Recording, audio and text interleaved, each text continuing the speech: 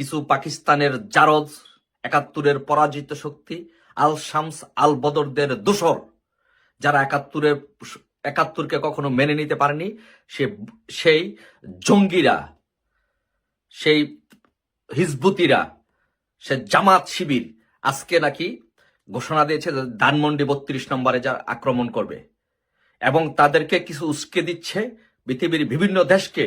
কিছু জঙ্গি মদতদাতা, পাকিস্তানের আইএস এর এজেন্ট, তাদেরকে উস্কে দিচ্ছে যে ধানমন্ডি ৩২ নম্বরে আজকে থাকবে না। আমি আজকে ঘোষণা দিতে চাই, আমি আজকে বলতে চাই, আমাদের যারা কোনো বীর, আজকে আমাদেরকে ধানমন্ডিতে যারা যাবে, একটাও যেন ধানমন্ডি থেকে ফিরে আসতে না পারে। ধানমন্ডিতে যারা যাবে, ৩২ নম্বরে যারা আক্রমণ করতে যাবে, একটাও যেন ধানমন্ডি ৩২ নম্বর থেকে যেন কেউ ফিরে না আসতে পারে। ওইখানে তার প্রতিবাদ করতে হবে, ওইখানে তার জবাব দিতে হবে, এমন উচিত জবাব দিতে হবে যেন তার ১৪ গোষ্ঠী ধানমন্ডি ৩২ নম্বর নিয়ে যেন আর যেন কথা বলার কেউ সাহস না পায়। আর আরেকটি বিষয় হচ্ছে যে যারা এই ধানমন্ডিতে আক্রমণ করার জন্য যারা উস্কে দিচ্ছে, তাদের বাড়িঘর, তাদের বাড়ি, তাদের গড় কেউ যদি গুড়িয়ে দিতে পারেন, তাহলে তাকে পুরস্কৃত করা হবে। তার বাড়িঘর তাকে আজকে গুড়িয়ে দিতে হবে। যেই চোদনা বঙ্গবন্ধু ধানমন্ডি ৩২ নম্বর বাড়িতে আক্রমণ করার জন্য উস্কে দিচ্ছে, সে আইএসআই এজেন্টদের বাড়িঘর সব গুড়িয়ে দিতে হবে। ৩২ নম্বরে যারা আক্রমণ করবে, তাদের বাড়িঘর গুড়িয়ে দিতে হবে। তাদের যে হাত ভেঙে দেওয়ার জন্য চাবে, সেই হাত ভেঙে দিতে হবে। আজকে আপনাদেরকে বলবো, সকলকে, যদি কেউ এই ধরনের কোনো দুঃসাহস দেখায়, যারা আদেশ দিয়েছে তাদের বাড়িঘর ভেঙে দিবেন, তাদেরকে আমি পুরস্কৃত করব, তাদের হাত ভেঙে দিবেন। এটা আজকে এই কাজটি যে করবেন তাকে পুরস্কৃত করব। প্রতিরোধ করে তুলুন। আমাদের দেয়ালে পিঠ থেকে গেছে, আমাদেরকে গলা চিপে ধরা হয়েছে। আমাদের এখন আর বসে থাকার সময় নেই, এখনই গর্জে উঠুন। যে এই ধানমন্ডি ৩২ নম্বর হাত দিবে, যে হাতে হাত দিবে, সে হাত ভেঙে দিতে হবে, সে হাত গুড়িয়ে দিতে হবে। হুঁশিয়ারি করে দিচ্ছি যে যারা আইএস এর এজেন্টদের উস্কানিতে যারা আজকে ধানমন্ডি ৩২ নম্বরে যাবেন, সেই হাত কিন্তু থাকবে না। সে হাত ভেঙে দেওয়া হবে, সে হাত গুড়িয়ে দেওয়া হবে, সে হাত মচকে দেওয়া হবে। ইনশাল্লাহ আজকে প্রতিরোধ গড়ে তুলব। সবাই ভালো থাকবেন। জয় বাংলা, জয় বঙ্গবন্ধু। আসসালামু আলাইকুম রহমতুল্লাহি ওয়াবারাকাতুহু। সম্মানিত দর্শক, মার্কিন প্রেসিডেন্ট ডোনাল্ড ট্রাম্প ক্ষমতা লাভের পর আওয়ামী লীগের যে সকল নেতা এবং কর্মী দেশের বাইরে পালিয়ে রয়েছেন, আত্মগোপনে রয়েছেন বা নিরাপদ জায়গাতে রয়েছেন কৌশলগত কারণে অথবা ভয়ে, তাদের সকলের মধ্যে রীতিমতো খুশির বন্যা বয়ে যাচ্ছে। এই খুশির নেপথ্যে রাজনৈতিক কারণ রয়েছে, কূটনৈতিক কারণ রয়েছে, আর নিজেদের যে দুর্ভোগ দুর্দশার কারণে তাদের মস্তিষ্কে যে সকল কল্পনা তৈরি হয়েছে, যেটিকে আমরা ইলিউশন বলি, সেই কারণেও হচ্ছে। এখন আমরা বাংলাদেশে যারা আছি, তারা কি এই আওয়ামী লীগের খুশির বন্যা, এই বন্যাকে কগনিজেন্সে নেব কিনা? অবশ্যই খুশির এই বন্যাকে কগনিজেন্সে নিতে হবে। এবং আমরা যদি এই বিষয়গুলোকে তাচ্ছিল্য করি, তাহলে আমাদের অনেক সম্ভাবনা নষ্ট হয়ে যাবে। এবং আওয়ামী লীগ যেটি কখনো করার জন্য কল্পনাও করছে না অনাগত দিনে, আমরা সেই সুযোগগুলো তাদেরকে করে দেব। মূল ব্যাপার হলো, আপনার যদি একটা মনস্তাত্ত্বিক বিষয়ে প্রস্তুতি থাকে যে আপনার প্রতিপক্ষ কি করতে পারে, যেমন ধরুন একটি গোখরা সাপ,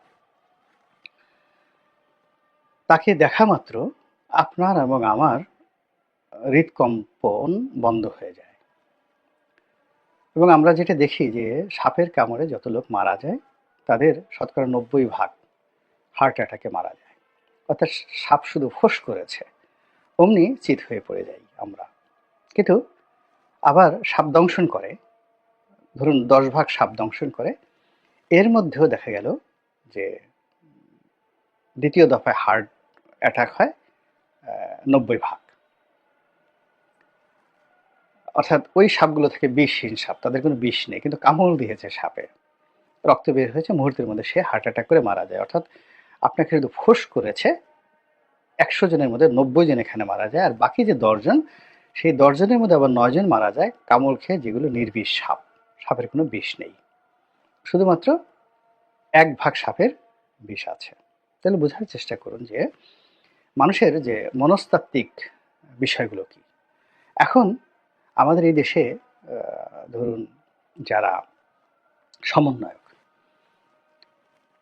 যারা ক্ষমতায় আছেন, যারা বাইরে আছেন, আপনি তাদের চেহারা সুরত, বডি ল্যাঙ্গুয়েজ, তারপরে শেষে তাদের এডুকেশন, ফ্যামিলি ব্যাকগ্রাউন্ড সব কিছু দেখেন যে এরা আমাদের সমাজের বেশিরভাগই নিম্নবিত্ত পরিবারের এবং সর্বোচ্চ নিম্ন মধ্যবিত্ত পরিবারের, ইনক্লুডিং আসিফ নজরুল সহ। ডক্টর আসিফ নজরুল বা অন্যান্য যারা আছেন, মানে আমাদের সমাজের এলিট যে সোসাইটি বলতে যেটি বোঝায়, এটি এই বর্তমানে যারা আছেন তারা কেউ নন, সবাই বড়জোর মধ্যবিত্ত পরিবার থেকে এসেছেন। ডক্টর মোহাম্মদ ইউনূস ধনী হয়েছেন, কিন্তু তার যে জীবনের যে শুরুটা, তার বাবা, তার দাদা, আপনি সেখানে দেখবেন যে অন্য যে পরিবারগুলো যারা পারিবারিক আভিজাত্য ক্লেম করে, আমার বাবা অমুক, আমার দাদা অমুক, ঠিক সেই জায়গাটায় এই বর্তমানে কেউ নেই, কিন্তু পুরো দেশটা কিন্তু তারা চালাচ্ছে।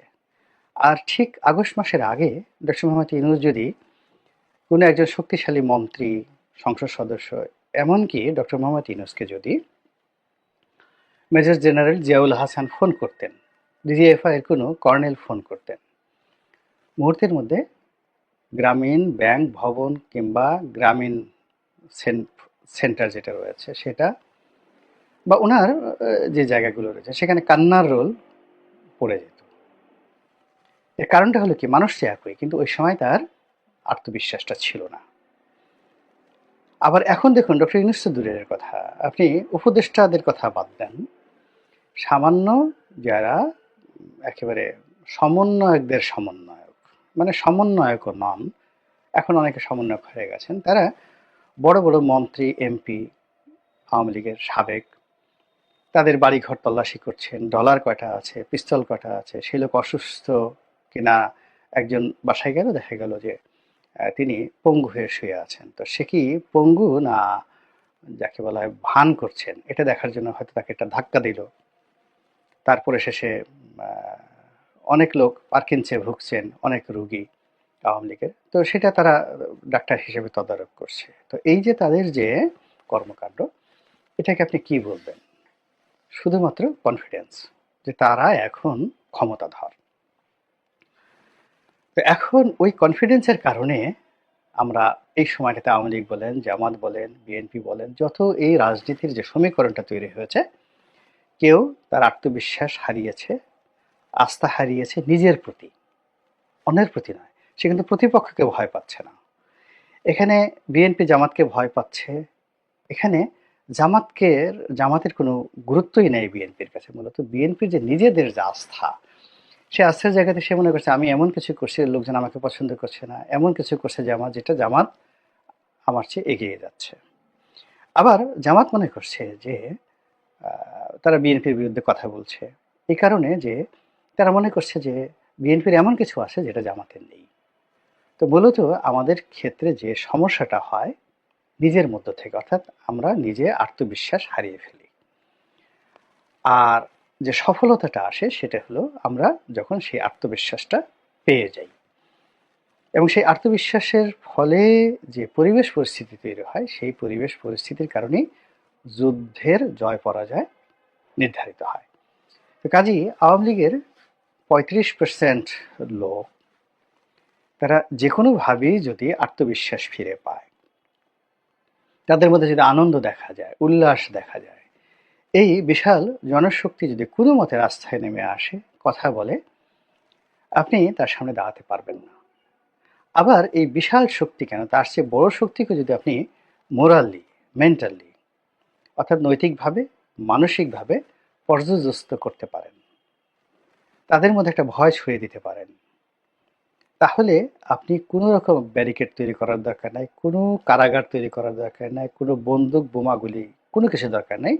তাদের সেই মেন্টাল যে স্ট্রেংথ, ওটাকে আপনি ধ্বংস করে দিলেই যথেষ্ট। এবং সেই কাজ করার জন্য আপনাকে কৌশল শিখতে হবে, বুঝতে হবে এবং আওয়ামী লীগ যে বিষয়গুলো নিয়ে খুশি হচ্ছে সেই বিষয়গুলো নিয়ে বেশি বেশি আলোচনা করে ওগুলো যে খুশির খবর নয় এই বিষয়গুলো আপনাকে বুঝতে হবে এবং আওয়ামী লীগকে বোঝাতে হবে। দুর্ভাগ্যজনক হলেও সত্যি যে গত 5 মাসে এই কাজটি সরকারের পক্ষ থেকে, জামাতের পক্ষ থেকে, বিএনপির পক্ষ থেকে এখনো হয়নি।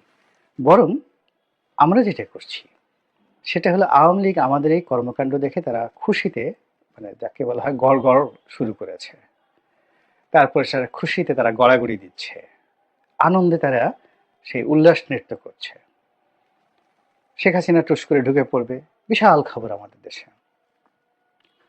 তিনি বাংলাদেশে হরতাল ডাকার কথা বলছেন, বিশাল খবর আমাদের দেশে।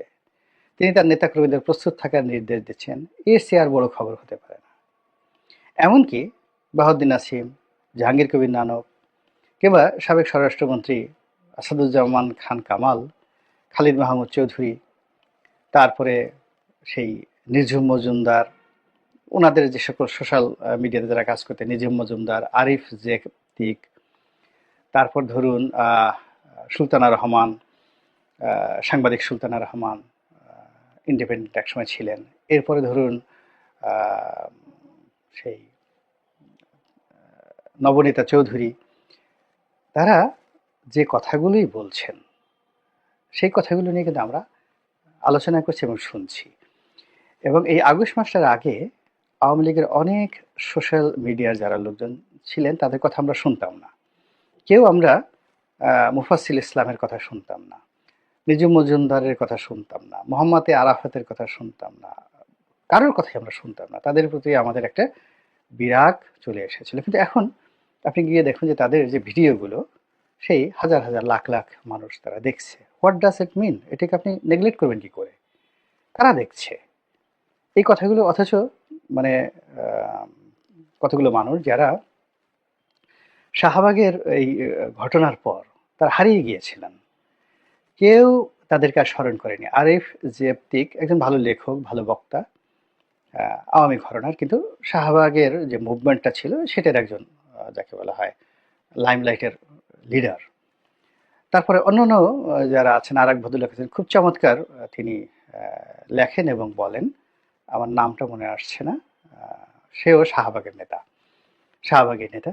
তো তারা কথা বলা শুরু করেছেন।